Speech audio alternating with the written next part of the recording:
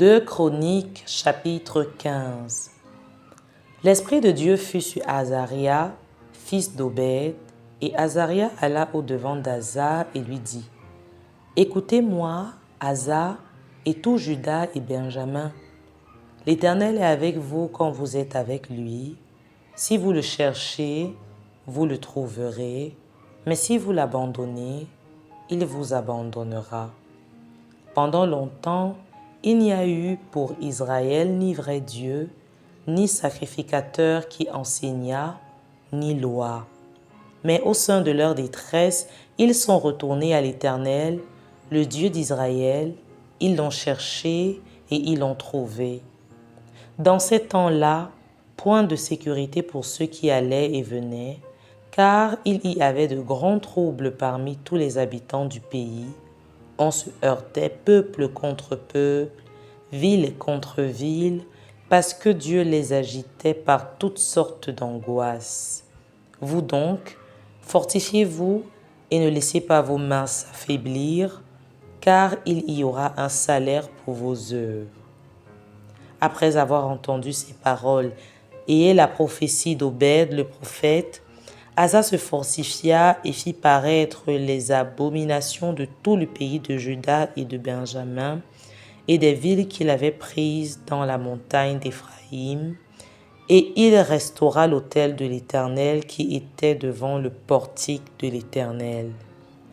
Il rassembla tout Juda et Benjamin et ceux d'Éphraïm, de Manassé et de Siméon qui habitaient parmi eux, car un grand nombre de gens d'Israël se joignirent à lui lorsqu'ils virent que l'Éternel, son Dieu, était avec lui.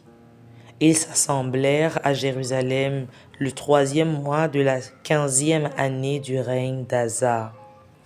Ce jour-là, ils sacrifièrent à l'Éternel sur le butin qu'ils avaient amené 700 bœufs et 7000 brebis.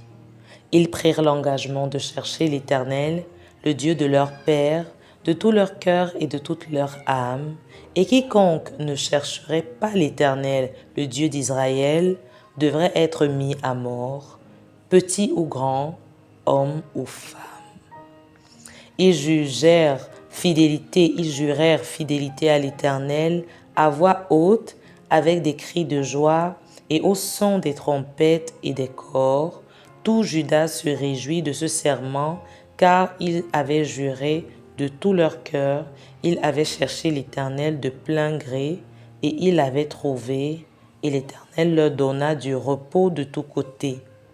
Le roi Asa enleva même à Maca, sa mère, la dignité de reine, parce qu'elle avait fait une idole pour Astarté.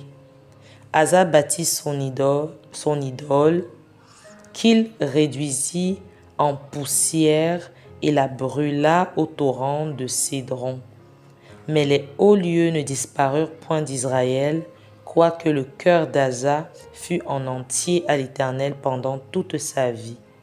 Il mit dans la maison de Dieu les choses consacrées par son père et par lui-même, de l'argent, de l'or et des vases.